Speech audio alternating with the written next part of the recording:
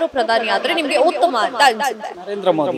ಮೋದಿ ಅವರಾದ್ರೆ ಚೆನ್ನಾಗಿರುತ್ತೆ ಅನ್ಸುತ್ತೆ. ನರೇಂದ್ರ ಮೋದಿ ಒಂಥರ ಕಂಟ್ರಿ ಎಲ್ಲಾ ಕಡೆಯಿಂದನೂ ಡೆವಲಪ್ ಆಗ್ತಿದೆ ಬಿಜೆಪಿ ಬಂದ್ಮೇಲೆ. ರಾಹುಲ್ ಗಾಂಧಿ ಅವರು ಅಥವಾ ಖರ್ಗೆ ಅವರು ಯಾಕೆ ಆಗ್ಬಾರ್ದು? ಅಲ್ಲಿ ಕೆಲಸ ಮಾಡೋರ್ಗೆ ಅವಕಾಶ ಕೊಡಬೇಕು, ಕೆಲಸ ಮಾಡದೇ ಇರೋರು. ಅವ್ರು ಎಲಿಜಿಬಲ್ ಇಲ್ಲ ಅನ್ಸ್ತಾ ಇದಾರೆ. ಅವ್ರ ಎಕ್ಸ್ಪೀರಿಯನ್ಸ್ ಇಲ್ವಲ್ಲ, ಅವ್ರಿಗೆ ಹೆಂಗಾಗ್ತಾರೆ? ಹಿಂದೂಯಿಸಂ ಉಳಿದಿದೆ ಅಂದ್ರೆ ಮೋದಿನೇ ಕಾರಣ. ಅಟ್ಲೀಸ್ಟ್ ಅವರನ್ನ ಬರ್ತಾ ಇದಾರೆ. ಇಲ್ಲಿ ಯಾರಿದ್ದಾರೆ ಎಲ್ಲ ರೋಡಲ್ಲಿ ಹೋಗೋರ್ನೆಲ್ಲ ಸೇರ್ಸ್ಕೊಂಡು ಒಂದ್ ಗತಿ ಆಗಿದೆ. ಇವಾಗ ಎಲ್ಲ ಫ್ರೀ ಅಂತ ಕೊಡ್ತಾ ಇದಾರೆ. ನಾಳೆ ದಿನ ನಮ್ಮ ತಲೆ ಮೇಲೆ ಅಲ್ವಾ ಬರೋದು? ಅರೆ ಫ್ರೀ ಕೊಟ್ಟು ಒಂಥರ ಒಂದ್ ಕಡೆ ಜೆಂಡರ್ ಇನ್ಇಕ್ವಾಲಿಟಿ ಮಾಡ್ದಂಗಾಯ್ತು. ಯಾರು ಕೆಲಸ ಮಾಡಿದಾರೋ ಅವ್ರಿಗೆ ವೋಟ್ ಹಾಕಿದ್ರೇನೆ ನಮ್ಮ ಇಂಡಿಯಾ ಉದ್ಧಾರ ಆಗ, ಇಲ್ಲ ಅಂದ್ರೆ ಯಾವತ್ತೂ ಉದ್ಧಾರ ಆಗಲ್ಲ.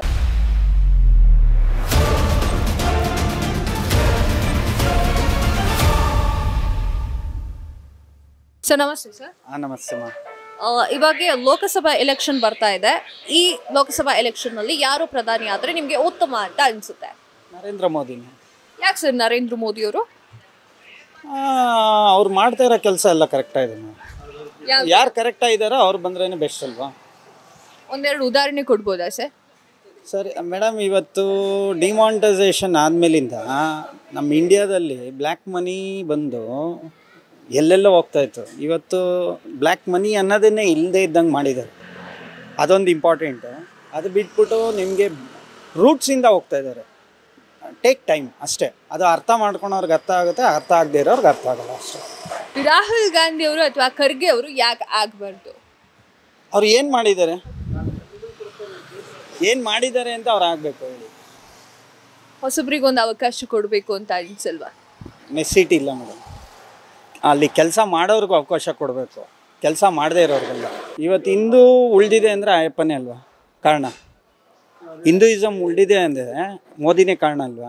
ಅಟ್ಲೀಸ್ಟ್ ಅವರನ್ನ ಬರ್ತಾ ಇದ್ದಾರೆ. ಇಲ್ಲಿ ಯಾರಿದ್ದಾರೆ ಎಲ್ಲ ರೋಡಲ್ಲಿ ಹೋಗೋರನ್ನೆಲ್ಲ ಸೇರಿಸ್ಕೊಂಡು ಒಂದು ಗತಿ ಆಗಿದೆ.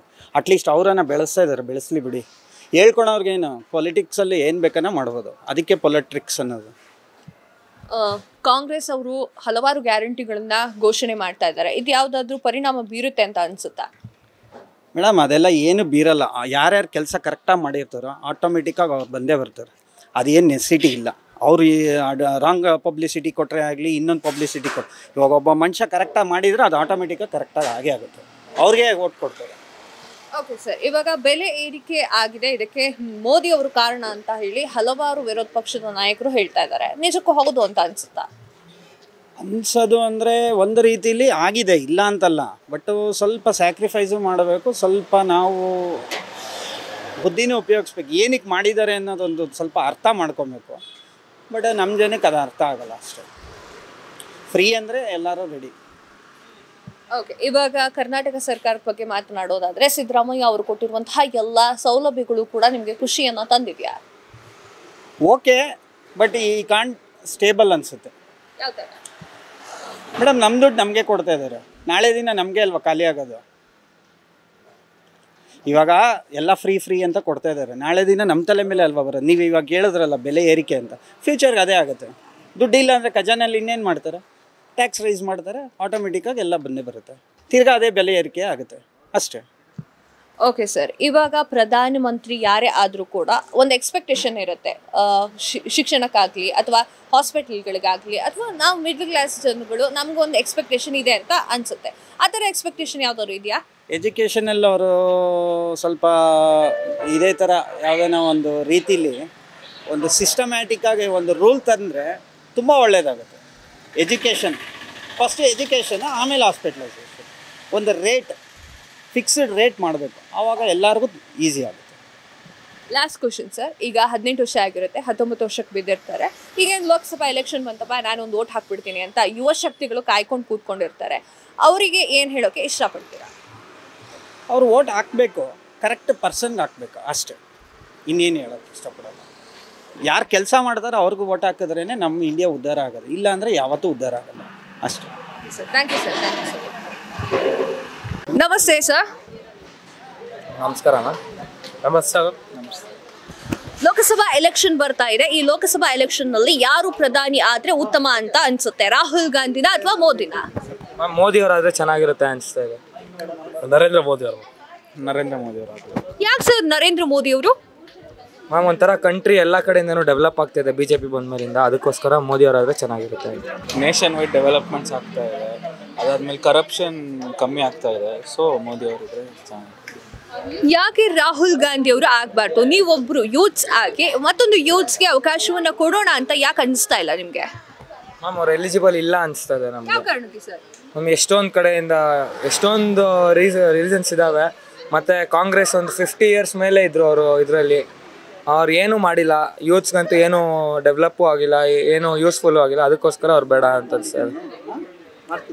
ರಾಹುಲ್ ಗಾಂಧಿ ಅವ್ರಿಗೆ ಏನು ಅಷ್ಟು ಎಕ್ಸ್ಪೀರಿಯನ್ಸ್ ಇಲ್ಲ ಮೇಡಮ್. ಅವ್ರಿಗೆ ಆಗೋಕ್ಕೆ ಎಲಿಜಿಬಲ್ ಇಲ್ಲ, ಅವ್ರಿಗಿದೇ ಇಲ್ಲ, ಅವೈಲಬಿಲಿಟಿದೇ ಇಲ್ಲ. ಅವ್ರಿಗೆ ಎಕ್ಸ್ಪೀರಿಯನ್ಸೇ ಇಲ್ವಲ್ಲ ಮೇಡಮ್, ಅವ್ರಿಗೆ ಹೆಂಗಾಗ್ತಾರೆ? ನನ್ನ ಪ್ರಕಾರ ನನ್ಗೆ ಗೊತ್ತಿರೋಂಗೆ ಅವ್ರ ಫ್ಯಾಮಿಲಿಯಿಂದ ಅವ್ರಿಗೆ ಪೊಲಿಟಿಕಲ್ ಪವರ್ ಬಂದಿದೆ ಅಂತ ಅನಿಸುತ್ತೆ. ಅದಕ್ಕೋಸ್ಕರ ಅವರು ಬೇರೆ ಏನು ಎಲಿಜಿಬಿಲಿಟಿಯಿಂದ ಅವರು ಲೀಡರ್ ಆಗಿಲ್ಲ ಅನಿಸುತ್ತೆ. ಸೊ ಅವ್ರು ಆಗೋ ಎಲಿಜಿಬಿಲಿಟಿ ಇಲ್ಲ. ನೀವು ಯೂತ್ಸ್ ಆಗಿ ಕರೆಕ್ಟಾಗಿ ಸ್ಕಾಲರ್ಶಿಪ್ ದುಡ್ಡುಗಳು ಬರ್ತಾ ಇದೆಯಾ? ನನಗೆ ಸ್ಕಾಲರ್ಶಿಪ್ ಬಗ್ಗೆ ಸೈಡ್ ಹಾಕಿಲ್ಲ. ಅಂದರೆ ನಾವು ಮ್ಯಾನೇಜ್ಮೆಂಟಲ್ಲಿ ಬರ್ತಾ ಇಲ್ಲ. ನಮಗೂ ಬರ್ತಾ ಇಲ್ಲ ಮ್ಯಾಮ್. ಇವಾಗ ಸಿದ್ದರಾಮಯ್ಯ ಅವರ ಸರ್ಕಾರಕ್ಕೆ ಬರೋದಾದ್ರೆ ಅವ್ರಿಗೆ ಕೊಟ್ಟಿರುವಂತಹ ಎಲ್ಲಾ ಯೋಜನೆಗಳು ಕೂಡ ಚೆನ್ನಾಗಿದೆ ಅಂತ ನಿಮ್ಗೆ ಅನ್ನಿಸ್ತಾ ಇದೆಯಾ? ಅದು ಉಪಯುಕ್ತವಾಗ್ತಾ ಇದೆ ಅಂತ ನಿಮ್ಗೆ ಅನ್ನಿಸ್ತಾ ಇದೆಯಾ? ಇಲ್ಲ ಮ್ಯಾಮ್, ಹಂಗೇನು ಅನಿಸ್ತಿಲ್ಲ ನಮಗೆ. ಬರೀ ಬಸ್ಸಸ್ ತೊಗೊಂಡ್ರೆ ಬರೀ ಲೇಡೀಸಿಗೆ ಮಾತ್ರ ಫ್ರೀ ಅಂತ ಕೊಟ್ಟಿದ್ದಾರೆ. ಅದ್ರ ಬದಲು ಸೀನಿಯರ್ ಸಿಟಿಸನ್ಸ್ ಕೊಟ್ಬಿಟ್ಟು ಬೇರೆ ಎಲ್ಲರಿಗೂ ಫೇರ್ ಕಮ್ಮಿ ಮಾಡ್ಬೋದಾಗಿತ್ತು. ಆದರೆ ಫ್ರೀ ಕೊಟ್ಟು ಒಂಥರ ಒಂದು ಕಡೆ ಇವಾಗ ಜೆಂಡರ್ ಇನ್ಇಕ್ವಾಲಿಟಿ ಮಾಡ್ದಂಗಾಯಿತು. ಸೊ ಅದು ನಂಗೆ ಇಷ್ಟ ಆಗಿಲ್ಲ. ಮತ್ತು ಇವಾಗ ಗ್ರ್ಯಾಜುಯೇಟ್ಸ್ಗೆ, ಅನ್ಎಂಪ್ಲಾಯ್ಡ್ ಗ್ರ್ಯಾಜುಯೇಟ್ಸ್ಗೆ ಅದು ಇದು ಹೇಳಿದ್ರು 3000 per month ಅಂತ. ಅದು ಯಾರಿಗೂ ಬರ್ತಾ ಇಲ್ಲ. ಮತ್ತು ಬೇರೆ ಅವ್ರ ಗೃಹಲಕ್ಷ್ಮಿನೂ ಅಷ್ಟೇ ಎಲ್ಲರಿಗೂ ಬರ್ತಾ ಇಲ್ಲ. ಸೊ ಅದಕ್ಕೋಸ್ಕರ ಅವ್ರು ಯಾವುದು ಮತ್ತು ಅವರಷ್ಟವರೇ ಹೇಳಿದ್ರು, ಅದು ಯಾವುದೋ ವಿಧಾನಸಭಾ ಇದರಲ್ಲಿ ಮೀಟಿಂಗಲ್ಲಿ ನಾವು ಎಷ್ಟೊಂದು ಹೇಳ್ತೀವಿ ಅದೆಲ್ಲ ಮಾಡೋಕ್ಕಾಗುತ್ತಾ ಅಂತ ಅವರಷ್ಟವರೇ ಒಂದು ಹೇಳಿದ್ರು. ಸೊ ಅವ್ರ ಮಾತು ಅವರೇ ನಿಲ್ಸ್ಕೊಳಕ್ಕಾಗದಿದ್ರೆ ಇನ್ನು ಹೆಂಗೆ ಅಂತ ನಮ್ಮದಿದು ಕ್ವಶನ್. ಸಿದ್ದರಾಮಯ್ಯ ಅವ್ರು ಕೊಟ್ಟಿರುವಂತಹ ಅಷ್ಟು ಸೌಲಭ್ಯದ ಬಗ್ಗೆ ನಿಮ್ಮ ಮಾತು? ಏನು ಹೇಳೋದು ಮ್ಯಾಮ್, ಪಾಪ ಮಾಡಿದ್ದಾರೆ ಅವರು. ಒಂದು 3 ಗ್ಯಾರಂಟಿ ಮಾಡಿದ್ದಾರೆ, ಇನ್ನು ಮಾಡೋದ್ರಲ್ಲಿ ಇದ್ದಾರೆ, ಇನ್ನು ಮಾಡ್ತಾನೆ ಇದ್ದಾರೆ. ಪಾಪ ಅವಾಗಿಂದ ಸುಸ್ತಾಗ್ಬಿಟ್ಟಿರ್ಬೇಕು ಪಾಪ, ಇನ್ನು ಮಾಡ್ತಾನೆ ಇದ್ದಾರೆ. ಅವ್ರು ಮಾಡಿರೋದು ಜನಕ್ಕೆ ಯೂಸ್ ಆಗ್ತಿದೆ ಅಂತ ಅನಿಸುತ್ತೆ. ಯಾಕಂದರೆ ಎಷ್ಟೊಂದು ಫ್ರೀ ಮಾಡಿದ್ದಾರೆ. ಅದು ನಂಗೆ ನೋಡಿದ್ರೆ ಟ್ಯಾಕ್ಸ್ ಜಾಸ್ತಿ ಮಾಡಿದ್ದಾರೆ, ಅದು ಒಂದು ಕಡೆ. So it's 50-50.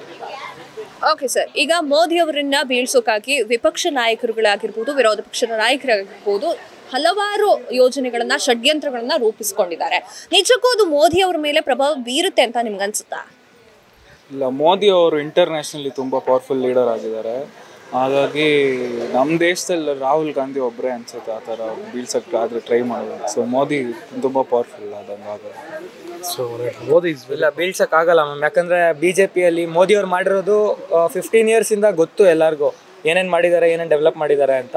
ಬಟ್ ಕಾಂಗ್ರೆಸ್ ಅವರು ಏನೇನು ಮಾಡಿದ್ದಾರೆ 60-70 yearsಯಿಂದ ಏನು ಮಾಡಿದ್ದಾರೆ ಅಂತ ಇಂಡಿಯಾಗೆ ಗೊತ್ತು ಎಷ್ಟು ಮಾಡಿದ್ದಾರೆ ಅಂತ. BJPಯವ್ರು ಎಷ್ಟು ಮಾಡಿದ್ದಾರೆ ಅಂತಲೂ ಗೊತ್ತು. ಇವಾಗ ಲೀಡರ್ಸ್, ನಾನು ಪಾರ್ಟೀಸ್ ಬಗ್ಗೆ ಹೋಗ್ತಿಲ್ಲ, ಬಟ್ ಲೀಡರ್ ಯಾವ ಲೀಡರ್ ಎಷ್ಟು ಡೆವಲಪ್ ಮಾಡಿದ್ದಾರೆ ಅಂತ ಇಂಡಿಯಲ್ಲಿ ಗೊತ್ತು ಎಲ್ಲರಿಗೂ.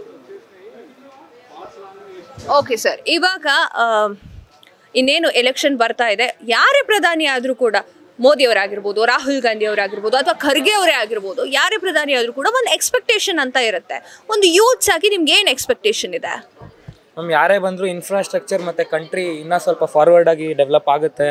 ಇನ್ನು ಇಂಡಿಯಾ ಬಂದ್ಬಿಟ್ಟು developing country. So developed country ಆಗಲಿ ಅಂತ ಅನ್ನೋದೇ ನಮಗೆ ಒಂದು ಆಸೆ ಇರೋದಷ್ಟೇ. ಇಂಡಿಯಾ ಇಂಟರ್ನ್ಯಾಷನಲ್ ಲೆವೆಲಲ್ಲಿ ಕಾಣಿಸ್ಕೊತಾ ಇದೆ. ಇನ್ನೂ ಚೆನ್ನಾಗಿ ಕಾಣಿಸ್ಕೊಂಡ್ರೆ ಚೆನ್ನಾಗಿರುತ್ತೆ. ಬರೋ ಲೀಡರ್ಸ್ ಎಲ್ಲ ಅದನ್ನು ಒಳಗಡೆ ಕರಪ್ಷನ್ ಮಾಡೋದು ಬಿಟ್ಟು ಅದನ್ನು ಡೆವಲಪ್ ಮಾಡೋಕ್ಕೆ ಟ್ರೈ ಮಾಡ್ತಾರೆ. ಡಾಲರ್ ಮತ್ತು ರೂಪಿ ಎರಡು ಒಂದೇ ಲೆವೆಲ್ಗೆ ಬರಲಿ ಅಂತ ಅನ್ನೋದೇ ಎಲ್ಲ ಯೂತ್ಸ್ಗೂ ಆಸೆ ಇರೋದು. ಓಕೆ ಸರ್, ಈಗ ಯೂತ್ಸ್ ಅವರ ಸುದ್ದಿಗೆ ಬರೋದಾದ್ರೆ, ರಾಜಕೀಯ ಅಂತಂದ್ರೆ ಮೂಗು ಮುರಿಯೋದು ಜಾಸ್ತಿ ಆಗಿದೆ ಈಗಿನ ಕಾಲದ ಯೂತ್ಸು. ನಿಜಕ್ಕೂ ರಾಜಕಾರಣಕ್ಕೆ ಯೂತ್ಸ್ ಬರಬೇಕು ಅಂತ ಅನ್ಸುತ್ತೆ ನಿಮಗೆ? ಯಾವ ಥರ? ಮ್ಯಾಮ್, ಯೂತ್ಸ್ ಬರಲಿ ಮ್ಯಾಮ್, ಆದರೆ ಅವ್ರ ಕೈಯಲ್ಲಿ ಅವ್ರಿಗೆ ಕೆಪಾಸಿಟಿ ಇದೆ, ನಾವು ಕಂಟ್ರಿನ ಲೀಡ್ ಮಾಡ್ಬೋದು ಅಂತ ಕೆಪಾಸಿಟಿ ಇದ್ದು ಬಂದರೆ ಪರವಾಗಿಲ್ಲ. ಸುಮ್ಮನೆ ಜೋಕ್ಗೋಸ್ಕರ ಇಲ್ದರೆ ಫನ್ಗೋಸ್ಕರ ಬಂದರೆ ಅದು ಬ್ಯಾಡ್ ಇದಾಗುತ್ತೆ. ಬರೀ ಯೂತ್ಸ್ ಬರೋದ್ಕಿಂತ ಎಕ್ಸ್ಪೀರಿಯನ್ಸ್ಡ್ ಯೂತ್ಸ್ ಬಂದರೆ ಅದಿನ್ನ ಚೆನ್ನಾಗಿ ಆಗುತ್ತೆ.